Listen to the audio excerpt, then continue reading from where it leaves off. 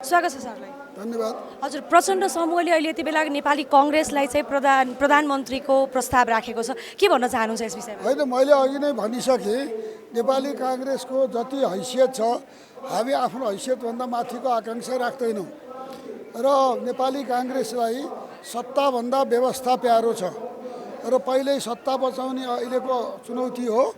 अहिले यो व्यवस्था बचाउने चुनौती हो, सत्ता बचाउने चुनौती होइन।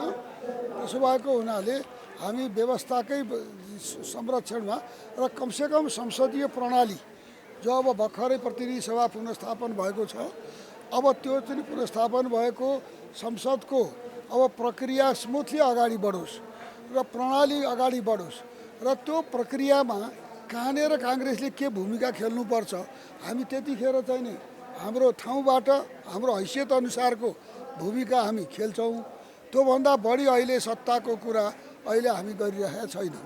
हजुर, अनि नेपाली कांग्रेसको सभापतिले चाहिँ किन स्पष्ट रूपमा भन्न नसक्नु भएको कि हामी तपाईँहरूसँग गठबन्धन गर्दैनौँ भनेर किन पहिला पार्टी फुटाएर आउनु भनेर भन्नुभयो भन्ने कुरा पनि अहिले यति बेला आलोचना भइरहेको छ नि? हामी अरू पार्टीको पार्टी फुटा भनेर हामी भन्दैनौँ। हाम्रो त्यो कामना पनि छैन। उनीहरू मिलुन्, उनीहरूलाई चाहिँ नि गरून् प्रगति। हामी त 5 वर्षलाई उनीहरूले गरी खाऊ भनेर भनेकै हो, तर उहाँहरूले चाहिँ नि भत्काउनु भयो। त्यस कारण चाहिँ उहाँहरूको चाहिँ नि त्यो जिम्मेवारी हामी लिँदैनौँ होइन। हामी त मैले त सुरुदेखि भनिराखेको छु, प्रक्रिया अनुसार जाउँ न, अगाडि बढौँ, संसदीय प्रक्रिया अगाडि बढोस्, पार्लियामेन्ट्री प्रोसेस अगाडि बढोस् र पार्लियामेन्टमा चाहिँ नि कुराहरू आउन्। त्यहाँ प्रतिपक्षको प्रमुख प्रतिपक्षी दल अहिले पनि काङ्ग्रेसको भूमिका त्यही हो र के भूमिका खेल्नुपर्छ त्यो अनुसार हामी आफ्नो एक्टिभ गर्छौँ। हजुर, महत्त्वपूर्ण कुरा हिजो मात्रै प्रचण्डले ऋषि धमलासँगको कार्यक्रममा चाहिँ यदि नेपाली कांग्रेस र प्रचण्डको समूह मिल्यो भने चाहिँ इन्डियामा पनि फाइदा हुने, इन्डियासँग पनि राम्रो हुने भन्ने किसिमको अभिव्यक्ति दिनुभएको छ, के भन्न चाहनुहुन्छ यसमा? इन्डिया चाहिँ नेपाली कांग्रेस चाहिँ नेपाली काङ्ग्रेसले मित्र राष्ट्रहरूसँग मित्रता राम्रो राख्छ, तर कसैको इन्डिया, चाइना, अमेरिका कसैको फाइदाको लागि होइन कि नेपाली जनता र नेपालको लागि चाहिँ नै काम गर्छ। हजुर, यदि भोलि केपी ओली र प्रचण्डको गुट अलग भएन भने नेपाली कांग्रेस कसको पक्षमा संसदमा उभिन्छ त? होइन, अहिलेलाई त हामी चाहिँ केपी ओलीलाई सहयोग गर्न सक्ने हामी अवस्था छैन, किनभने अहिलेको कल्प्रिट केपी ओली नै हो। किनभने उहाँले देशलाई ठुलो जोखिममा हाल्नुभयो, संविधानलाई जोखिममा हाल्नुभयो, राष्ट्रलाई जोखिममा हाल्नुभयो र चाहिँ यो चाहिँ लोकतन्त्रलाई जोखिममा हालेको हुनाले अहिले उहाँलाई चाहिँ अपूरणीय क्षति उहाँको चाहिँ त्यो चाहिँ अहिले त्यो चाहिँ घाउ पुरिया छैन। हजुर, अनि तपाईँलाई पनि राष्ट्रपतिको पोजिसन दिने भन्ने कुराहरू पनि अहिले आइरहेछ बजारमा, के भन्न चाहनुहुन्छ यस विषयमा? यो राष्ट्रपति पद त मैले रामवरणजीको पालामै त्यागेको पद हो।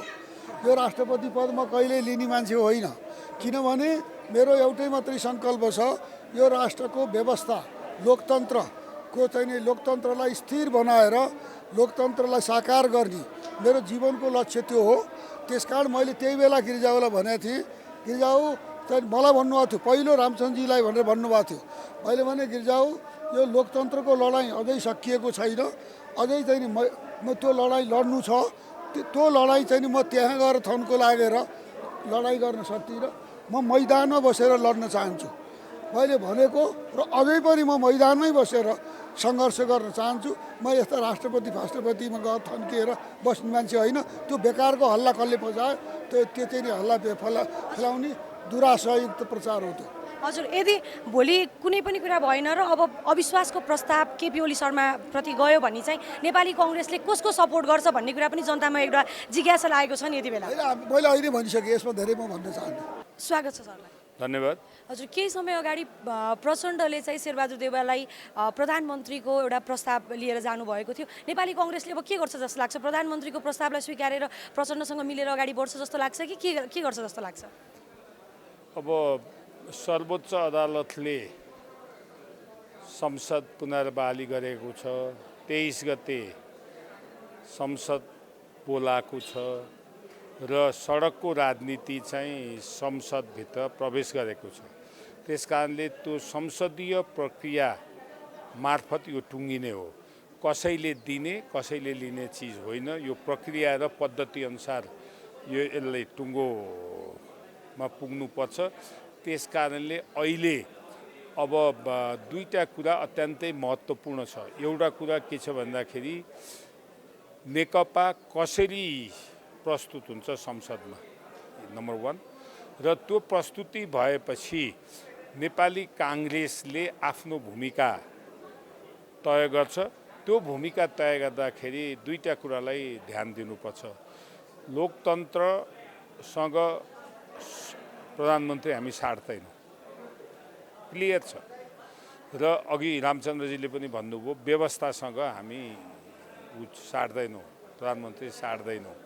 त्यसैले एउटा त्यो कुरा छ। दोस्रो कुरो के छ भन्दाखेरि यो संविधानलाई हामीले बचाउनका निम्ति यत्रो मेहनत, यत्रो आन्दोलन गरेर हामीले बचायौँ। अहिले यो बचाइसकेपछि, संविधान बचेपछि अब मलाई के लाग्छ भने अझै पनि राजनीतिले स्थिरता पाइसकेको छैन। अझै राजनीति चलायमान छ, तरलता छ। त्यसकारणले हुन पनि सक्छ, हेर्नुहोस्, केवल एउटा स्थायित्व भएन भने र फेरि अर्ली इलेक्सनमा पनि जान सक्छ। त्यसकारणले अहिले सबै पक्षलाई हामीले विचार गरेर नै नेपाली काङ्ग्रेसले निर्णय लिनुपर्छ। अहिलेसम्म अब नेपाली काङ्ग्रेसले संस्थागत रूपमा अब अहिले हामीले के भन्दाखेरि यो नेपाली काङ्ग्रेसका यो नेपाली काङ्ग्रेसका पदाधिकारीहरू र पूर्व पदाधिकारीहरूले एउटा निर्णय गर्नुभएको छ। नेपाली काङ्ग्रेस अहिले के भन्दाखेरि यो संसदमा कसरी प्रस्तुत हुन्छ, नेकपा कसरी प्रस्तुत हुन्छ, त्यसमा पछि मात्रै हामीले धारणा बनाउँछौँ भनेको छ। त्यही कुरा नै हाम्रो अहिलेको हाम्रो निर्णय हो। हजुर, केही दिन अगाडि मात्रै प्रचण्डले यदि कङ्ग्रेस चाहिँ प्रचण्डसँग मिलेर सहकारी भएर अगाडि बढ्नुभयो भने छिमेकी राष्ट्र भारतसँग पनि सम्बन्ध झन् राम्रो हुने भन्ने किसिमको अभिव्यक्ति दिनुभएको छ। अब यो कुराले काहीँ न काहीँ छिमेकी राष्ट्रबाट पनि कङ्ग्रेसलाई दबाब आउने त होइन भन्ने किसिमको पनि मानिसमा एउटा चासो छ नि, के हुन्छ जस्तो लाग्छ? होइन, पहिलो यो तपाईँको प्रश्न तीनटा अन्तर्निहित छ। एउटा के भन्दा नेपाली काङ्ग्रेस भनेको लोकतन्त्रवादी पार्टी हो। काङ्ग्रेस लोकतन्त्रमा सबै अटाइन्छ। हामी के भन्दाखेरि प्रचण्डसँग मिल्न जाने होइन, एजेन्डामा मिल्ने हो। लोकतन्त्रवादीहरू एक ठाउँमा हुने हो, एउटा कुरा छ। त्यसकारणले लोकतन्त्रवादी एउटा। दोस्रो कुरा, काहीँ कोहीसँग मिल्ने भन्दा पनि यो व्यवस्थालाई बचाउन र लोकतन्त्रलाई बचाउन हामीले के भूमिका गर्ने, एउटा। अब यसको अर्थ के हो भन्दाखेरि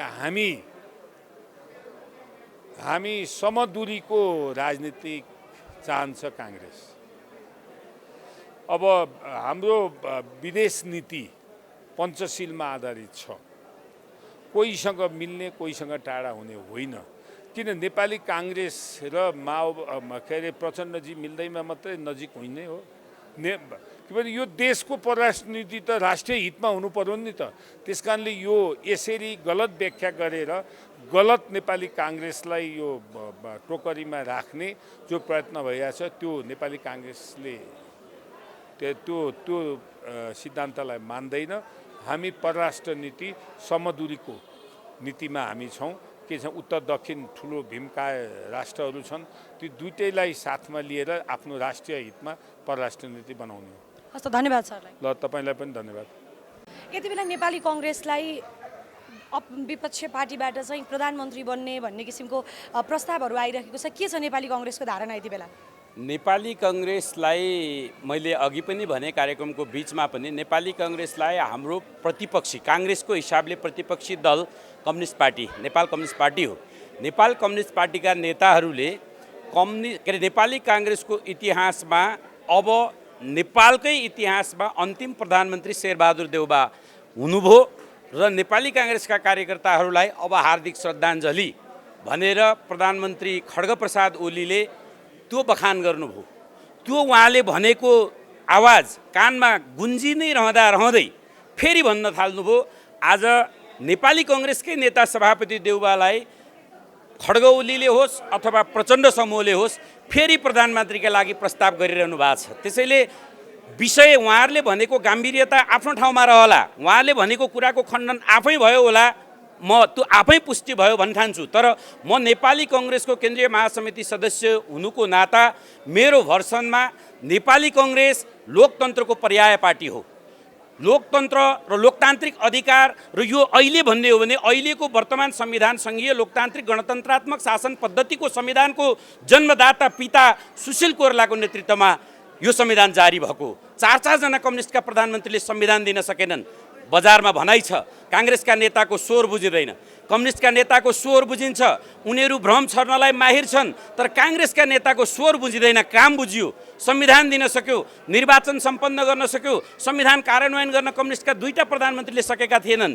त्यसको कार्यान्वयन पनि आदरणीय शेरबहादुर देउवा जसको स्वर बुझिएन उहाँले काम गरेर देखाउनु भयो। आधा मधेसवासी नेपालीहरूले संविधान मानेका थिएनन्, त त्यसलाई पनि कार्यान्वयन गर्ने काम नेपाली कङ्ग्रेसले गर्यो। र अहिलेको स्थितिमा तपाईँको प्रश्नको निचोड कहाँ हो भने नेपाली कङ्ग्रेस अहिले पनि सत्तामा जानु हुँदैन, किनभने स्टेबल गभर्मेन्ट नेपाली कङ्ग्रेस आज सानो सङ्ख्यामा हुँदै गर्दा पनि सत्ताको अवसर पार्टीहरू सत्तामा गएर नै आफ्नो विचार र कार्यक्रम लाद्ने हो। तर अहिले प्रमुख प्रतिपक्षी दल कस्तो भन्दा भविष्यमा नेपाली काङ्ग्रेस जस्तो भन्ने साबित हुनका लागि जसरी नारायण गोपाललाई चाहिँ नि मृत्यु पछाडि स्वर सम्राट घोषणा गरियो, नेपाली कङ्ग्रेसलाई यो 5 वर्ष कम्युनिस्टहरूलाई फेरि शासन सत्ता सञ्चालन गर्न दियो भने नेपाली कङ्ग्रेस जस्तो प्रमुख प्रतिपक्षी दल हुनुपर्छ भन्ने सिद्ध भविष्यमा त्यो साबित हुनेछ।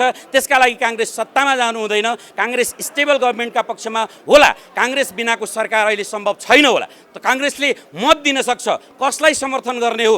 5 वर्षे कार्यकाल अब बाँकी 2 वर्ष छ। त्यसका लागि सरकारमा जो जान्छन् कम्युनिस्ट पार्टीकै नेताहरू जाउन्, किनभने यिनीहरूले हिजो छरेका आश्वासनहरू, जनतालाई दिएका आश्वासनहरू, राष्ट्रवादका कुराहरू, के अरे विकास र निर्माणका कुराहरू, सुशासनका कुराहरू अझै नङ्गिनलाई केही बाँकी छ भने त्यो पनि अन्तिम हदसम्म पुगोस्, स्टेबल गभर्मेन्ट दियोस्। न कि नेपाली जनमानसले कम्युनिस्टहरू कस्ता हुन् भन्ने कुरा निन्द्रामा पनि बक्न थालुन्, सपनामा पनि भन्न थालुन्। यत्र तत्र सर्वत्र मेलापात, बाटो घाटो, पानी पँधेरा, जहाँसुकै कम्युनिस्ट पार्टी यस्तो हो जो विश्व दुनियाँमा 5वटा देशमा कम्युनिस्ट शासन पद्धति छ। नेपालमा पनि यो अन्तिम रूपमा पलायन हुने रूपमा त्यो एपिसोडको रूपमा नेपाललाई प्रयोगमा हाल्न दिनुपर्छ, सत्तामा जानु हुँदैन। संविधान र स्टेबल गभर्मेन्टको पक्षमा, लोकतन्त्रको पक्षमा काङ्ग्रेस पहरेदार भएर उभिनुपर्छ। हाम्रो भनाइ त्यहाँनिर हो। हस्, धन्यवाद।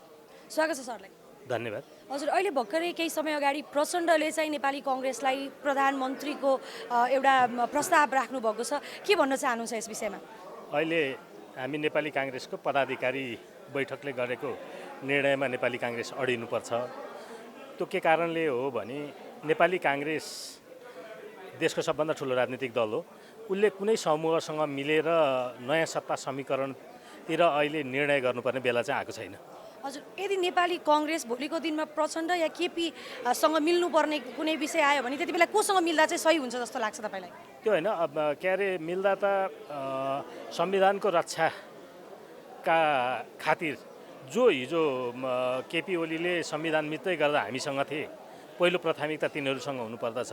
दोस्रो चाहिँ नेपाललाई विकास, समृद्धि र अग्रगमनमा लान जोसँग मुद्दाहरू मिल्दछन् तीसँग चाहिँ सहकार्य जरुरी हो।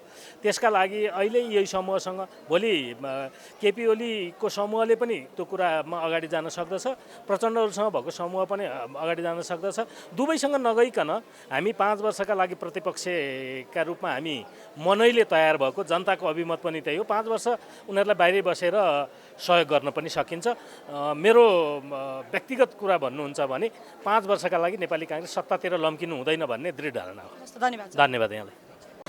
यो अरू डुबेर हामी सप्रिने कुरा यो सबैभन्दा कमजोर मनस्थिति हो। हामीले आफ्नो घरलाई बलियो कसरी बनाउने, हामीले हामीलाई जनताको भरोसाको केन्द्र कसरी बनाउने। नेपाली जनताले एउटा भरोसाको केन्द्र चाहेका छन्। भरोसा गर्ने, हरेक कुराले भरोसा गर्ने, प्रशासनको जिम्मा दिन योग्य, राष्ट्र जिम्मा दिन योग्य, लोकतन्त्र जिम्मा दिन योग्य, अहिले आएको परिवर्तनको रक्षा गर्न योग्य, त्यस्तो एउटा भरोसाको केन्द्र नेपाली जनताले खोजिरहेका छन्। र अहिलेको अवस्थामा मेरा साथीहरूलाई जहाँ गएर पनि मेरो यही एउटा भनाइ छ कि नेपाली काङ्ग्रेसलाई भरोसाको केन्द्र, सारा नेपाली जनताको भरोसाको केन्द्र कसरी बनाउने। वास्तवमा नेपाली काङ्ग्रेस भरोसाको केन्द्र बन्न लायक पूर्वाधार भएको पार्टी हो।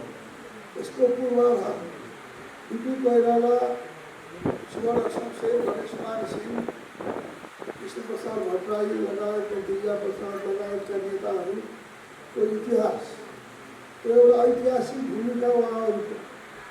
यो देशलाई सामन्ती युगबाट लोकतान्त्रिक युगमा ल्याएर, आधुनिक युगमा ल्याएर, फेरि प्रतिगमनलाई फेरि सोच्याएर देशलाई ठिक बाटोमा, लोकतन्त्रको मार्गमा फेरि अगाडि बढाउने नेताहरूको इतिहास भएको पार्टी।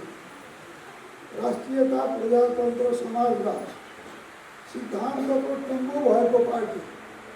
कम्युनिस्ट पार्टीसँग सिद्धान्त छैन, सिद्धान्तको टुङ्गो छैन। उनीहरू चाहिँ के भने कति मौसममा चोला बदल्ने भन्छ नि, यो मौसममा चोला बदल्छन्। र अब उनीहरू पहिले मार्क्सवादी भने, माओवादी, लेनिनवादी भने, माओवादी भने, अब आएर पछि नौलो जनवादी भने, अनि पछि आएर बहुदलीय जनवादी भने, अनि अहिले जनताको जनवाद भन्छन्, अनि फेरि के भन्छन्। अब यो दिनदिनै समयअनुसार फेरेको फेरै उनीहरूको सिद्धान्तको टुङ्गो छ। हामीले त एउटै कुरा भनिराखेका छौँ, एउटै सिद्धान्त लिइरहेका छौँ, एउटै झन्डा लिइरहेका छौँ र एउटै चाहिँ आदर्श हामीले चाहिँ नै बोकेको पार्टी, यस्तो पार्टी।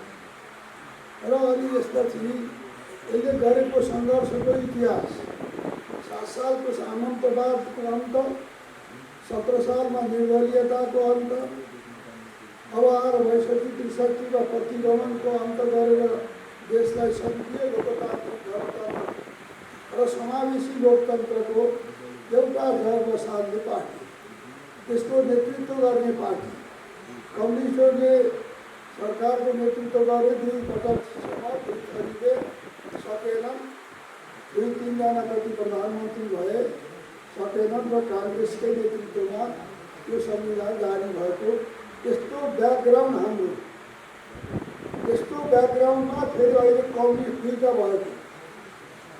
अब त्यस्तो अवस्थामा पनि म मनमा हेर्नुहोस् है, तपाईँहरूले के सोच्नु भयो, भित्रैबाट मलाई लागिरहेको छ अहिले त सबै मान्छे घरघर कि काङ्ग्रेस नै हो कि कम्युनिस्ट काम लागेन, काङ्ग्रेसै हो भनेर गइदिनु पर्ने, त्यो मैले देखाएको छैन।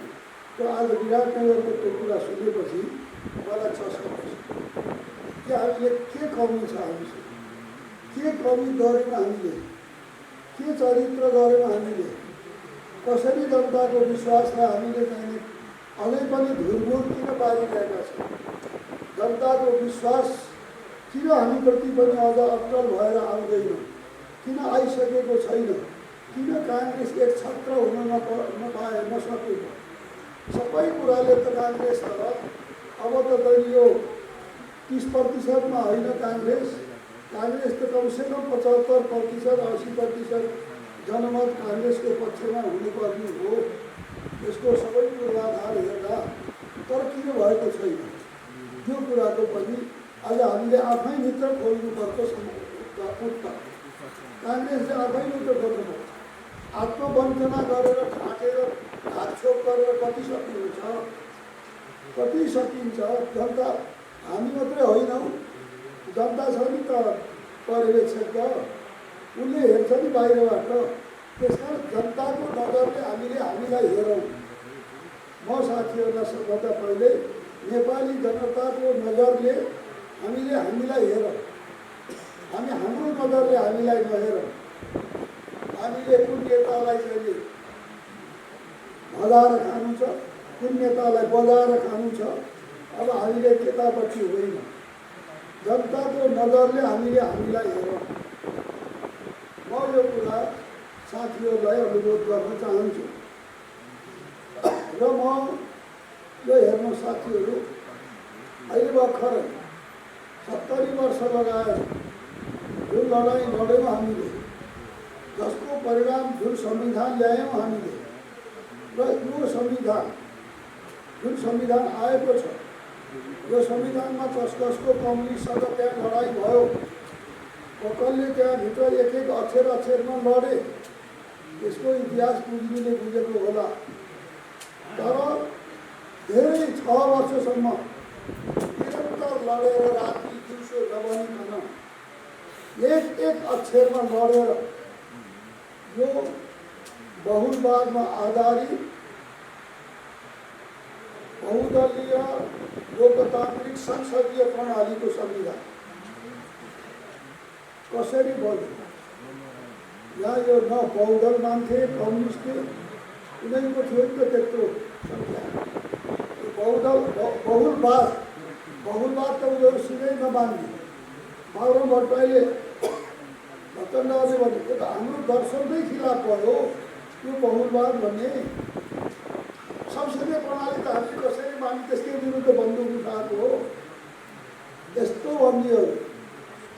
अब प्रचण्ड राष्ट्रपति अध्यक्ष राष्ट्रपति भन्ने, अब केपी ओली चाहिँ प्रत्यक्ष निर्वाचित प्रधानमन्त्री भन्ने। अनि हामीले भन्यौँ कसरी हुन्छ? समावेशी लोकतन्त्र भन्ने, समावेशी भनेर यहाँ महिला, दलित, जनजाति, आदिवासी, मधेसी, मुसलमान, थारू यो साराको चाहिँ प्रतिनिधिलाई संसदमा पुर्याउने र समावेशी व्यवस्था तिनको नियन्त्रणमा रहेको व्यवस्था भनेर हामी चाहिँ तिनको सत्तामा पहुँच भनेर हामी चाहिँ यता भन्ने। उता तपाईँ छाडै कार्यकारी प्रधानमन्त्री र कार्यकारी राष्ट्रपति सिधै छुलेर गएर उनले शासन गरेर जाने कि के गर्ने? जनताका प्रतिनिधिहरूले, महिलाका प्रतिनिधिले के गर्ने? दलितका प्रतिनिधिले के गर्ने? जनजातिका प्रतिनिधिले के गर्ने? अनि तिम्रो के हो भूमिका? तिमीहरू चाहिँ अब संसदीय प्रणाली हुन्न भन्दै लडाइँ गरेर यो प्रणालीलाई स्वीकार्न बाध्य गराए। समाजवाद हामी पनि मान्छौँ, तर लोकतन्त्रका मूल्य र मान्यतामा आधारित समाजवाद। लोकतन्त्रका मूल्य मान्यता मान्ने कि नमान्ने भनेर चाहिँ मान्दिन हुन त गाह्रो छ। लोकतन्त्रका मूल्य र मान्यतामा आधारित समाजवाद भनेको के? प्रजातान्त्रिक समाजवाद। काङ्ग्रेसले जे भनेको थियो प्रजातान्त्रिक समाजवाद भनेको थियो, संसदीय प्रणाली भनेको थियो र व्यक्तिगत स्वतन्त्रता भनेको थियो। व्यक्तिगत सम्पत्तिको आर्जन गर्ने र व्यक्तिगत सम्पत्ति आफ्नो भोगचलन गर्ने त्यो स्वतन्त्रता कम्युनिस्टले त्यसलाई मान्न हुँदैन। जतिखेर पनि राखेर लिन सक्ने कुरा गर्थे होइन। व्यक्तिको सम्पत्तिमाथिको अधिकार नरहने हो भने व्यक्तिको स्वतन्त्रता कसरी सुरक्षित र कसरी अखण्डित हुन्छ भनेर त्यसलाई कायम राखिएर अनि त्यहाँ पनि सर्वोच्च अदालतलाई पनि एउटा चाहिँ त्यहाँ त्यसलाई पनि भत्काउन खोजेका थिए। त्यसलाई पनि बचाए।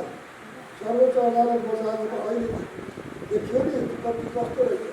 त्यसलाई भत्काउन खोजे।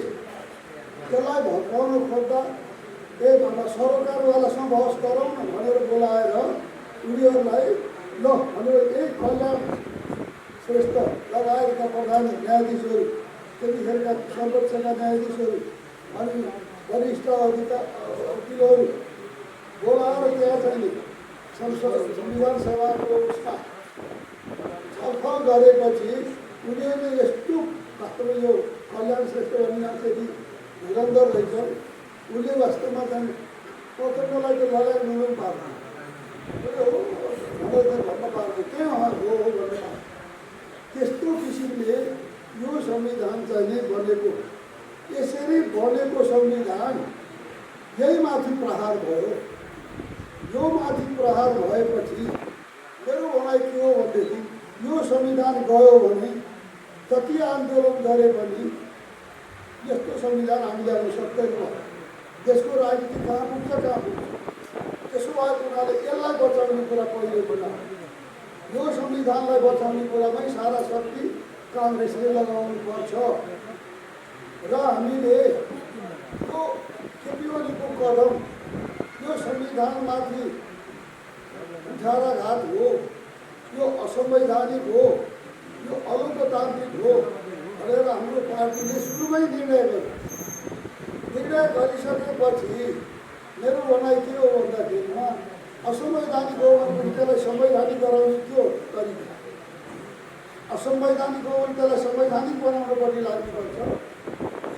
त्यसको लागि हामीले चाहिँ पुनर्स्थापन गर भन्नुको विकल्प पुनर्स्थापन बिना अरू केबाट यो संवैधानिक हुन्छ त? कसरी यो कदम करेक्सन कसरी हुन्छ? नै भनौँ हामी काङ्ग्रेसले भनौँ, काङ्ग्रेसले त्यो नभन्दा काङ्ग्रेसले पनि अदालतले गरिहाल्छ। हेर्नुहोस्, न्यायका नौसिङ हुन्छ, हाम्रो पुरानो उखान छ, न्यायका नौसिङ। न्यायको यही नै हुन्छ भन्ने कुरा छैन के न्यायालयमा। तर त्यसको सबै वातावरणले माहौलले त्यसलाई ठिक ठाउँमा लान्छ। उता प्रधानमन्त्रीले भनिसक्यो, न्यायाधीशहरू यो संविधान पढिराख्ने काम छैन, मेरो राजनीतिक निर्णय हो, यो उजुरी खारेज गरिदेऊ भनेर उसले आदेश हुकुम चलाइसक्यो। अब हामी चाहिँ न्यायालयका न्यायमूर्तिलाई हामीले भन्न हुँदा है, न्यायालयलाई हामीले चाहिँ केही कुरा गर्नुहुन्न, न्यायालयलाई सबै सौँपेर बस्नु। हामीले सबै सौँपनी त्यतिले लतारेर लाने भयो भने के हुन्थ्यो? के हुन्थ्यो? पुनर्स्थापन हुन्थ्यो। त्यस कारण चाहिँ मैले भने हुँदैन, यो चाहिँ पुनर्स्थापन नै भन्नुपर्छ। महिमाले धुलो लुकाउनु हुँदैन, महिमाले धुलो लुकाउने गर्ने काम छैन भनेर यो चाहिँ हामी जब सडकमा निस्क्यौँ, नत्र भनेदेखि त के भने एउटा हिन्दीमा उखान छ क्या, मियाँ बिबी राजी तो क्या करेगा पाजी भने। मैले भने कार्य समितिमा, ए बाबा सत्ताको प्रधानमन्त्रीले पनि चुनावमा जनादेशमा जाने भनिदिने, विपक्षी दलले पनि जनादेशमै जाने, हामी यो जनताभन्दा ठुलो छैन अरू छैन भनेर भनिदिने हो भने त न्यायालयले न्यायाधीशहरूले संविधान पढ्नुपट्टि लाग्दैन। ए दुईटै मिले अब हामीले किन गरिदिउँ सदर गरिदिउँ, त्यही कुरा अदालतले भन्ने खतरा। मैले भने त्यो खतरा छ। त्यस कारण हामीले खबरदारी गर्नै पर्छ। हामीले यो पुनर्स्थापन हुनैपर्छ, नत्र भने देश बर्बादीमा जान्थ्यो। यो पुनर्स्थापन भएको भए नेपाल गृहयुद्धमा जान्थ्यो। नेपाल यो माओवादीको 12 वर्षे द्वन्द्वभन्दा भीषण द्वन्द्वमा पर्थ्यो नेपाल। त्यस्तो द्वन्द्वबाट आज नेपाल बचेको छ, अदालतले बचाइदिएको छ। यत्रो ठुलो अनिष्टबाट देश बचेको छ र त्यसो भएको हुनाले, अत्यन्त ठुलो अनर्थबाट देश बचेको हुनाले म सम्पूर्ण साथीहरूलाई बधाई दिन्छु, शुभकामना दिन्छु। र साथीहरू, यो चाहिँ हाम्रो मतलब नेपाली काङ्ग्रेस हाम्रो हामी सत्तालाई होइन, हामी व्यवस्थालाई महत्त्व दिन्छौँ। व्यवस्था बचाउन सकियो भने सत्ता त आउँदै गर्छ। यो चाहिँ व्यवस्था भनेको त हेर्नुहोस्, यो चाहिँ तपाईँको आधार हो, टेक्नी आधार हो, तपाईँको भूमि हो। तपाईँको चाहिँ जमिन रह्यो भने बाली त अर्कोचोटि नै आउला नि, खेत रह्यो भने बाली अर्कोचोटि आउला, खेतै गयो भनेदेखि के बाली आउँछ? त्यस कारण खेत जोगाउने कुरा हाम्रो खेत जोगाउने हो। त्यस कारण चाहिँ व्यवस्था जोगाउने हो। अहिले पनि तपाईँले भन्नुभयो, अहिले पनि म भन्छु, नेपाली काङ्ग्रेस सत्ता होइन, नेपाली काङ्ग्रेस व्यवस्था पहिले, व्यवस्था बचाउने। अहिले पनि अहिले सत्ता किन आएका छन्, ठुल्ठुली काम छैन, व्यवस्था बच्छ कि बच्दैन। अहिले म भन्न चाहन्छु, अनेक सङ्घर्ष गरेर न्यायालयको सहायताले यो व्यवस्था त पहिलोचोटि संसद त बचाइयो, यो व्यवस्था त रह्यो जोगियो भनौँ, तर यसलाई अब विकृतिबाट बचाउनुपर्छ। सत्ताका विकृतिहरू आउनुबाट बचाउनुपर्छ। यो सत्ताका खेलको विकृतिबाट यो व्यवस्थालाई बचाउनुपर्छ। सत्ताका खेलहरूको विकृतिबाट व्यवस्था बचाउने चुनौती फेरि पनि हाम्रो अगाडि छ। हामीलाई त कहिले पनि अब त टुङ्गियो भनेर रहन्छ, हामीले त्यो भन्न पाउने फुर्सद रहन्छ। बुझाउले भन्नुभएको थियो नि, अब कहिले फेरि आन्दोलन गर्नु नपर्ने गरेर यसपालिको आन्दोलन भने तर हेर्नुहोस् त कस्तो स्थिति आयो अहिले, बल्ल बल्ल बालबालको छ, तर अझै पनि छ। त्यसकारण चाहिँ म भन्छु अझै पनि खतरा छ। त्यसकारण यो व्यवस्था बचाउनलाई हामीले चाहिँ नि सत्तालाई भन्दा व्यवस्थालाई महत्त्व दिनुपर्छ र यो व्यवस्थामा विकृति आफ्नोबाट जोडाउनुपर्छ। व्यवस्थामा विकृति कसरी हुन्छ? यो कसरी हुन्छ भने आफ्नो हैसियतभन्दा बढी तपाईँले आकाङ्क्षा राख्नुभयो भने त्यसलाई महत्त्वाकाङ्क्षा पनि भनिन्छ र त्यसलाई विकृति पनि भनिन्छ। तपाईँको हैसियत कति छ त्यही हैसियतमा अनुसार मात्रै तपाईँले अपेक्षा राख्नुहोस्, आकाङ्क्षा राख्नुहोस्। आफ्नो हैसियतभन्दा बढी आकाङ्क्षा राख्नुभयो भने त्यहाँ विकृति आउँछ। अहिलेको संसदमा हाम्रो हैसियत सत्ताको नेतृत्व गर्ने होइन, हाम्रो हैसियत अपोजिसनकै हो। हामीले आउँदो चुनावमा जितेर सत्ताको नेतृत्व गर्ने हैसियत बनाउनु पर्छ। आफ्नो हैसियत बढाएर, आफ्नो क्षमता बनाएर, आफ्नो पाचन शक्ति बढाएर भन्नुहोस् न, त्यसपछि तपाईँले चाहिने सत्तालाई चाहिने प्रयोग गर्ने कुरा गर्नु। अहिले सत्ता यो पक्षमा म चाहिँ छैन। यो कुरा तर अब कुरा के हो भन्दाखेरि कम्युनिस्ट पार्टीको यो दुई भागमा बाँडिएको छ। त्यो एउटा भाग हामीलाई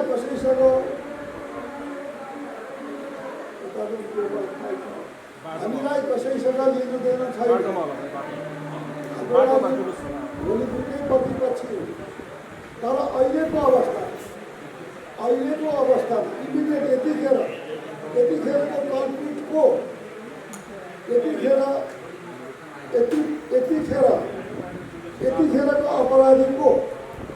यतिखेरको अपराधी केपी ओली नै हो। किनभने उनले यत्रो जोखिम, आज देशलाई जोखिममा पुर्यायो, आज संसदलाई जोखिममा पुर्यायो, आज संविधानलाई जोखिममा पुर्यायो, आज लोकतन्त्रलाई जोखिममा पुर्यायो र यो राष्ट्रलाई नै जोखिममा हाल्यो। त्यसकारण यो राष्ट्रलाई नै जोखिममा हालिसक लोलो पोतो चोचो घुचो के भन्छ नि, चोचो मोचो, यो चोचो मोचो हुन सक्दैन। यस्तो राष्ट्रलाई नै फेरि जोखिममा हालिसक चोचो मोचो राख्नुहुन्न। यति कुरा चाहिँ म भन्न चाहन्छु। त्योभन्दा बढी मैले के भन्नु छ। र अब म जाने साथीहरूलाई के भन्न चाहन्छु भने तपाईँहरू अहिले सोलुखुम्बुका साथीहरू यहाँ मैले सुने अब नवीकरण पनि यहीँबाट लिन पर्छ। के बाबा कम्युनिस्टमा घर घरमा व्यक्तिलाई चाहिँ नि गएर चाहिँ सम्झाएर बुझाएर आफ्नो पक्षमा ल्याएर पकाएर के गरेर कम्युनिस्ट गरेर उनीहरू सङ्गठन गर्ने। काङ्ग्रेस चाहिँ यहीँ बसेर क्रियाशील दिने, यहीँ बसेर नवीकरण गर्ने। उहाँ जिल्लामा सङ्गठन गर्नु पर्दैन, जिल्लामा गएर जनतामा सङ्गठन नगर्नेलाई यहाँ नवीकरण गर्न आवश्यक छैन। किनभने काङ्ग्रेसको क्रियाशील सदस्य हुने हो भने क्रियाशीलको अर्थ के हो? क्रियाशील सक्रिय हुने, क्रियाशील हुने। क्रियाशीलको अर्थ त क्रियाशील हुने हो नि। गाउँमा गएर, घर घरमा गएर, जनजनमा गएर, व्यक्तिमा पुगेर त्यहाँ क्रियाशील भएर त्यहाँ पार्टीको सङ्गठन बलियो बनाएर अनि त्यसपछि काम गर्ने सदस्यलाई क्रियाशील भनिन्छ। त्यसकारण तपाईँहरू साँच्चै नै क्रियाशील भइदिनुहोस्। तपाईँहरू साँच्चै नै कर्मशील काङ्ग्रेस हुनुहोस् भनेर मैले भन्छु। मेरो किताबमा कर्मशील काङ्ग्रेस आजको आवश्यकता हो। कम्युनिस्ट कति मेहनत गर्छन्, सिद्धान्तै छैन तर पनि यत्रो बढे, यति ठुलो शक्ति, यति धेरै भोट ल्याएका छन्। हेर्नुहोस् है, 60% झन्डै कम्युनिस्टको बाकसमा परेको मत छ, जनताको भोट हाम्रो 30 छ। त्यसो भएको हुनाले यो कुरा नबिर्सौँ। कति मेहनत गर्न बाँकी छ, कति क्षतिपूर्ति गर्न बाँकी छ। कमसेकम त्यो 60%लाई हामीले यता ल्याउन सक्यौँ भने हारेर 10%, 20% यतातिर पठाउन सक्यौँ भने मात्रै हामी कम्पिटिसनमा हुन्छौँ। यो कुरा नबिर्सनु होला। होइन भने काङ्ग्रेसको चरित्र आपसमा काटाकाट, अन्तर्घात, तीव्रवादी, जनसेवा गर्नु केही छैन, राम्रो इमेज देखाउनु जनताको अगाडि छैन, राम्रो जनतालाई आकर्षण दिनु छैन, आपसभित्रै खुट्टा तानातान गर्ने, एकले अर्कालाई हराएर यहीँभित्र भाले गर्ने यो प्रवृत्ति भयो भने कम्युनिस्ट दुईवटा भएर पनि हामी तिनवटामा तेस्रोमा हुन सक्छौँ। यो खतरालाई चाहिँ नजरअन्दाज गर्न सकिन्न।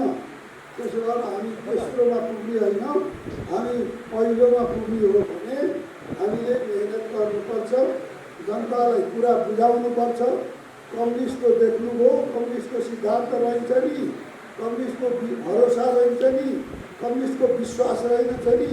यिनले त यत्रो ठुलो धोका दिए नि, जनताले दिएको यत्रो मतलाई धोका दिए, यत्रो संविधानलाई धोका दिए, यत्रो राष्ट्रलाई धोका दिए, यत्रो लोकतन्त्रलाई धोका दिए। हेर्नुहोस् है भनेर एक एक कुरा बुझाएर जनतालाई सम्झाउन, गाउँका जनतालाई सम्झाउन धेरै मेहनत हामीले गर्नुपर्ने छ। त्यो सारा मेहनत गरेर जनतालाई नेपाली काङ्ग्रेसको पक्षमा ल्याउने र नेपाली काङ्ग्रेसलाई पर्न योग्य भरोसाको केन्द्र काङ्ग्रेस नै हो, जनताले विश्वास गर्ने पार्टी भनेको काङ्ग्रेस नै हो भन्ने बनाउनेमा धेरै मेहनत गर्नुपर्ने छ।